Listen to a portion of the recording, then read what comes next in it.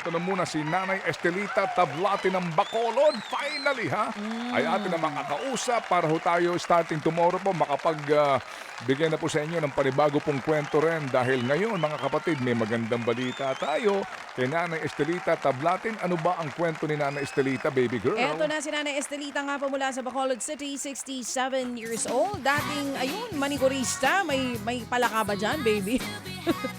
Anong ginagawa mo dyan? Ito nga po mga kapatid, dating manigurista, 3 po ang anak at namumuhay pong mag-isa si Nanay. Siya daw po yung nagsimula manood sa atin pandemic days pa. Sa pinakahuling video na pinadala niya sa atin, pinakita niya po yung kanilang simpleng tahanan. 3 nga po ang anak nito, may kanya-kanya ng pamilya. Malapit lang naman daw po yung bahay ng kanyang bunsong anak. At doon daw siya kumakain para kahit papano kasama pa rin niya yung bunsong anak maging yung kanya pong mga apo.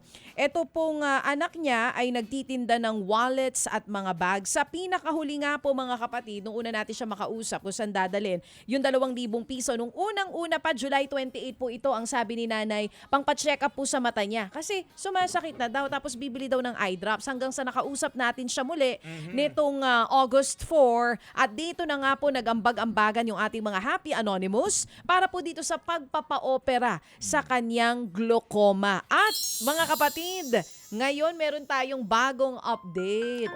Kasi girl, ang kailangan niya ay 6,000 Yes. bilang mga gastusin daw kasi po merong NGO doon na tumutulong Para sa mga mata niya. tulad niya no, na may At may problema tawag sa dun mata. specific kung ano yung ilalagay kay Nanay last time nakausap natin siya. Pero again, ito nga po, ang pinakahuling usapan natin sa kanya, 6,000 plus 1,200 para po dun sa laboratorio, consultation at sa iba pa pong gagawin kina Nanay. Pero dito ho, nagtulong-tulong si Happy Man, si Yes. Happy K, Happy Kabalen, Happy Happy Daddy, Daddy, Happy Listener. Happy Davaoenyo. Yan. Kaya po ang total na natanggap niya ay 12,000. Tama. Yan na po yung Sige. kabuuan. Opo, Oo. si Nanay may problema sa kanyang mata kaya po yun ang kanyang lambing sa atin makapagpagamot siya sa kanyang mata. Kumustahin natin siya this morning. Eto na. Nanay, may aga agad Nanay ha? Good Hello, morning. sir.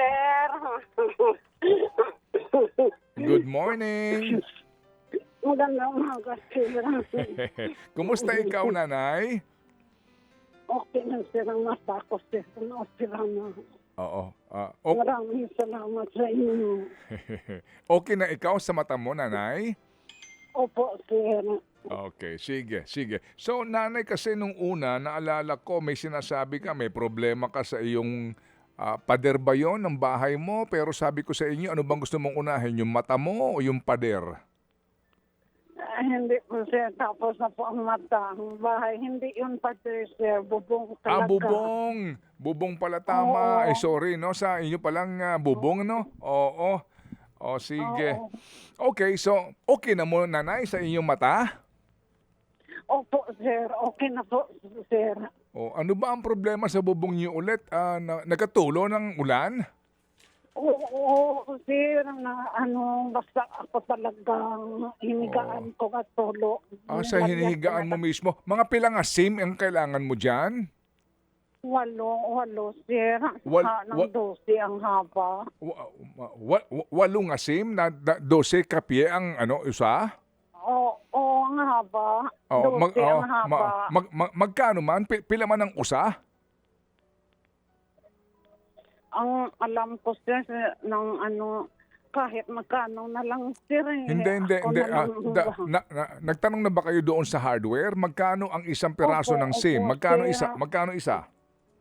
600. 600. Baka substandard yon, baka manipis yun. Talaga bang, wala na bang mas mahal pa doon? Hindi, sir, yun ang pinaka, Okay. Sige. pinaka, Baka yan yung mga smuggled na galing ng China na maninipis. Anyway, sige, kasi kung 600 at 8 piraso lang Nanay? opo, sir. Okay. Sinong gagawa niya? Meron kayong panday dyan? Oo, sinabihan ko ng panday. Magkano ang kanyang labor, Nanay?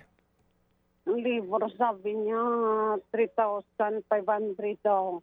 Pakyaw na to? Pakyaw? Oo, sir. Hindi araw-araw yan. Sige, so bibili ka pa ng dyan, pati ng kahoy, mga ganon. Opo, sir, para haligi. Okay, sige, ganito. Nanay, ganito ha. Okay. Oo, yung pag-uusapan natin, wag mong sasabihin ha, dito sa Panday kasi baka biglang tumaas ang singil sa labor ha, nanay ha. Okay? Sige. Okay, ganito. Salamat, Okay. sir. Nanay, ganito, makinig ka ha. Okay. Paminaw, pamati ha. Sige, ganito. Nanay. Okay? Eto ha.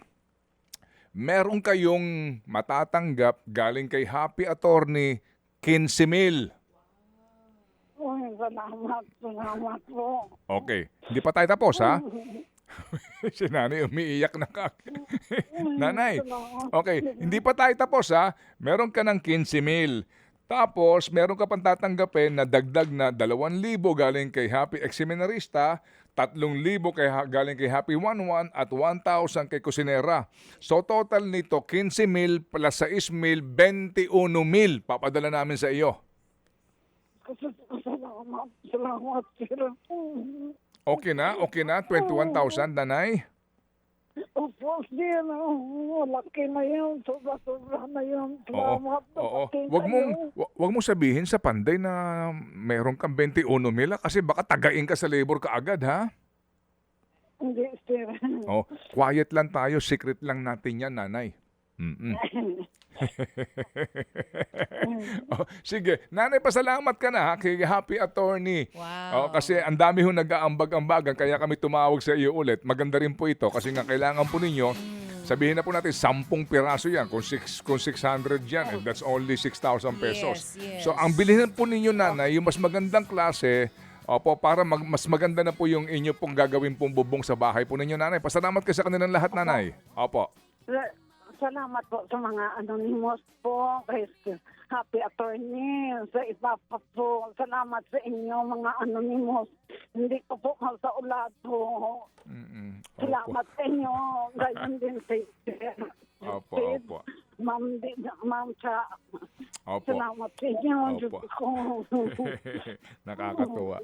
Salamat din sa inyo, nanay. Abangan namin, nanay, ang video ninyo ha sa pagbili nyo ng SIM, no, ng Yero, at saka yung paggawa po para mapanood lang po ng ating mga tumutulong sa inyo.